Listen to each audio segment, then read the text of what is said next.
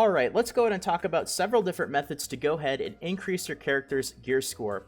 Now this is going to be really important to those of you guys who still haven't gotten to 2100 gear score so that you can start running hard mode dungeons, and honestly I would say this is probably the biggest roadblock that a lot of people find themselves at, is it's really easy to get yourself up to 1500 gear score to start running normal mode dungeons, but getting to 2100 gear score to start running hard mode dungeons is a bit more of a challenge, and there's plenty of different ways that you can go ahead and do this, but it's really important to know what all these different ways are because some of them are a lot more expensive, some of them are not as efficient, and hopefully after I tell you guys all the different methods that you can go ahead and use to boost your gear score, you can go ahead and pick the one that's going to work for you the best. So let's go ahead and get right to it. Now this is a really good time to make this video because we have a really awesome event going on right now. It's not actually the Halloween event, it's this Happy Million Players event. And what this event is for the celebration of getting 1 million people, which is crazy, 1 million people playing Maplestory 2. This entire week, there is double dungeon drops in normal mode dungeons. And this actually means several different things. Not only does it mean an increased chance to get yourself BOE epics, so the price of BOE epics is actually going down, but because there's just so many more drops in general, if you go to the black market and you take a look at the price of Onyx Crystals, you'll notice that Onyx is actually getting quite a bit cheaper. It's hovering around 500 mesos each, which is crazy considering a couple of days ago it was around 700 to 750 mesos each. And I even saw the price a little lower, so who knows, maybe it's still going down. And this means a lot of things. It's cheaper to enchant your gear, which is going to be one of the methods to increase your gear score. It means gear in general is just cheaper. It's really good time to get yourself geared up to 2100 to start running hard mode dungeons. So let me not jump too far ahead of myself. Let's go ahead and talk about all the different methods that you can go ahead and do so to boost your gear score. Now I'll go ahead and start off with the method that I talked about in a video from a few weeks ago, and it's actually the video that's done the best for Maplestory 2 on my channel so far, so a big thank you for all the support on that gearing and gear score guide video that I made. Now, I made this video during the head start of Maplestory 2, so it's a couple of weeks old, and while most of the information in this video is absolutely still accurate and true, a couple of the things are starting to get a little bit outdated, and there might be some slightly more efficient ways in order to go about some of these things. And one of those things that I talked about was getting to 2100 gear score by purchasing an epic weapon. And you absolutely can still do this. This is still a perfectly fine and acceptable way to get yourself to 2100 gear score. There's just plenty of other options now as well. Now, if you go to the black market, you can go to save up mesos and buy yourself an epic BOE weapon for your class. And if you take a look at the gear score of a BOE epic weapon, it's pretty high, 1149. Ignore the plus 574. Do not enchant this weapon though. That was a big mistake. I had to make a video about that too, but don't enchant the BOE weapon that you end up buying, but this will definitely put you over that 2100 gear score so that you can start running hard mode dungeons, because if you actually look at the blue weapon, it gives you 570, 1149. That's a pretty big gear score difference. That'll definitely help you pass that roadblock. Now, the biggest problem that people have with this method is it's very expensive, and you're also going to end up replacing this weapon very, very shortly after you end up getting it. So it seems like kind of a waste to buy something for so expensive, which is just going to end up getting replaced right away. And this is definitely true. If you do decide to go down this route and buy yourself an epic BOE weapon, you are going to end up replacing it by the weapon that you get in Fire Dragon. You're going to end up getting this Fire Dragon weapon pretty quickly because you get a weapon drop every single run. Even if it's not for your class, you can go ahead and end up dismantling it and get these boxes that'll give you the weapon that you're looking for. And you're going to want to use the Fire Dragon weapon over the BOE weapon because this is going to be the weapon that you're going to use for Chaos Raids when they do come out in November. So yes, you are going to unfortunately run into that problem. It's not like you have to feel like it's a complete waste. Who knows when you might end up coming back to the weapon that you ended up buying. I know this Grasna staff has a really, really awesome effect on it. Has a 14% chance to increase physical and magic attack by 22%. So who knows, that might still have plenty of uses in the future. But generally speaking, you are going to end up replacing your weapon pretty quickly after you end up buying it. So it might feel like a waste of mesos, maybe not the best way to get yourself over 2100 gear score. So some other methods that you can go ahead and do is instead of buying a weapon, you can go ahead and buy armor. Now, if you do decide to go down this route, you have to make sure that you're not going to run into the same problem. You have to make sure that you're not going to spend a bunch of mesas buying armor, and then you're just going to end up replacing it right away.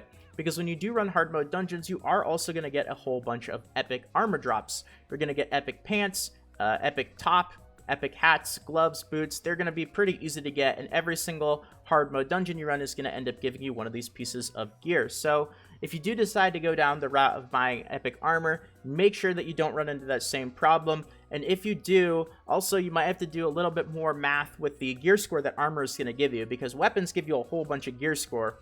They give you the most gear score out of any piece of gear, but armor isn't necessarily going to give you quite as much. So if you do decide to buy a piece of armor, you might have to either buy another piece of armor, or you might have to start enchanting your gear to get you over 2100 gear score. Now, before we get to enchanting gear for gear score, there's one other thing that I want to talk about. This is probably going to be the least reasonable method to get yourself over 2100 gear score, but you're not going to run into that big problem of spending a bunch of mesos and replacing your gear. And that is, instead of buying weapons or armor, that is going to be buying jewelry. Things like rings, belts, earrings, necklaces, and capes. Now, if you do decide to go down this route, I would stay away from earrings and capes for the time being, because those are going to be the two pieces that you actually end up getting from Fire Dragon. The other pieces of jewelry are going to come from other dungeons though, but as you see, Fire Dragon is going to give you your earring and your cape fragments. So you could go ahead and purchase yourself a necklace, belt, or ring, and it's going to be a bit more difficult to end up replacing those because you'll have to start running other hard mode dungeons. So I guess you could feel like the longevity of purchasing a ring, belt, or necklace might last a little bit longer than buying a weapon or a piece of armor, but jewelry is generally a lot more expensive. You're definitely not going to get as much gear score if you decide to buy armor or weapons, but it is another road to go down. It's an expensive one. It is there. I probably wouldn't necessarily recommend it unless you have a boatload of mesos, but if you don't want to have that problem of replacing your gear right away with something you just spent a bunch of money on, jewelry is probably your best bet for that. Now the big one that I want to talk about is enchanting your gear. And this is really, really good right now, especially because of the price of Onyx Crystals. Now, when Onyx Crystals were 750 mesos each, this is definitely a bit tricky, but with this event going on right now where everybody's getting double dungeon drops, first of all BOE epics are actually cheaper, so if you do decide to buy yourself a BOE epic, whether it be a weapon or an armor, you can actually go ahead and I'll show you guys that the prices are dropping a bit. So Krasna staffs are 11 million mesos each right now, compared to 14 through 17 million, which is what they were before this event. So you will save yourself a little bit of money, whichever method you do decide to go with. But Onyx Crystals are cheaper, and that means that enchanting gear is cheaper as well. And this is going to be a method that a lot of people are choosing these days to go ahead and get themselves over 2100 gear score. And there's a couple of things that I want to go ahead and mention about this method. And first of all, if you guys do decide to use this method, absolutely do not go any points over 2100 at all if you don't have to. The reason why I say this is because all the blue gear that you enchant to get yourself over 2100 gear score is serving one purpose and one purpose only. The purpose that it's serving isn't to make your character stronger, it's serving the purpose simply to get to 2100 gear score so that you can queue for hard mode dungeons. You need that 2100 gear score to get into hard mode dungeons, so obviously you have to have it, but it's not necessarily, you're not looking for more power on your character, you're just going to end up replacing all this gear right away after running hard mode dungeons. So don't enchant your gear anymore to the point of getting to 2100 gear score. Once you get there, stop, you're done. No more point in spending resources on enchanting blue gear. You're going to end up replacing all of it. Now, when you do decide to enchant your gear, you're also going to have to do it a little bit strategically. And I'll go ahead and tell you guys a little bit of information about enchanting. And I can't tell you exactly how to do it because depending on the gear that you already have, the gear score that you already have, and if you bought any gear or made any changes to your gear, it's going to be a little bit different for everyone. But I can tell you guys a general way to go ahead and do this to get yourself up to 2100 gear score. So let's go ahead and go to Enchant Items. And if we go to Enchant, so generally speaking, the way that enchanting works is the higher gear score that the piece of gear that you're trying to enchant is, the more materials that it is going to cost to enchant. So we have the piece of gear that has the highest gear score, which is going to be our weapon. And if we take a look and we see the amount of Onyx Crystals that it costs to enchant is quite high, 583. Then we have the chest and the bottoms, which have less gear score, 182 and 171. These cost less Onyx Crystals than the weapon. And then we have the headpiece, which costs even less Onyx Crystals. And finally, we have the gloves and we have the boots, which have the lowest gear score, but they also cost the least amount of Onyx Crystals to enchant. Now, interestingly enough, I talked about this in a secret video from a few days ago, which I don't want to mention right now.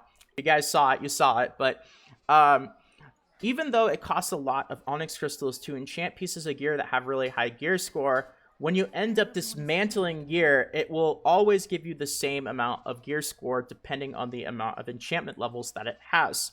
So, strangely enough, I know this sounds a little bit silly, but even though gloves and boots have the least amount of gear score, just to give yourself a couple of extra points of gear score for free, I would go ahead and enchant these to +3, maybe even +5. It doesn't cost that much Onyx Crystals, 52 each. Once you get it to +3, I believe it starts costing 71 Onyx Crystals each, and it'll give you just a few points of gear score, very, very little, but still, it'll be free. And the reason why I say it'll be free is because when you're done using it and when you end up replacing your gloves and your boots, you can go ahead and dismantle, and you'll actually get all the Onyx back, which is pretty interesting. That won't happen with your weapon, your chest, your bottoms, or your hat, though. You won't get all your Onyx back, which is why when it comes to all the other pieces of gear, you want to make sure to enchant it very strategically, because you don't want to invest more Onyx than you have to.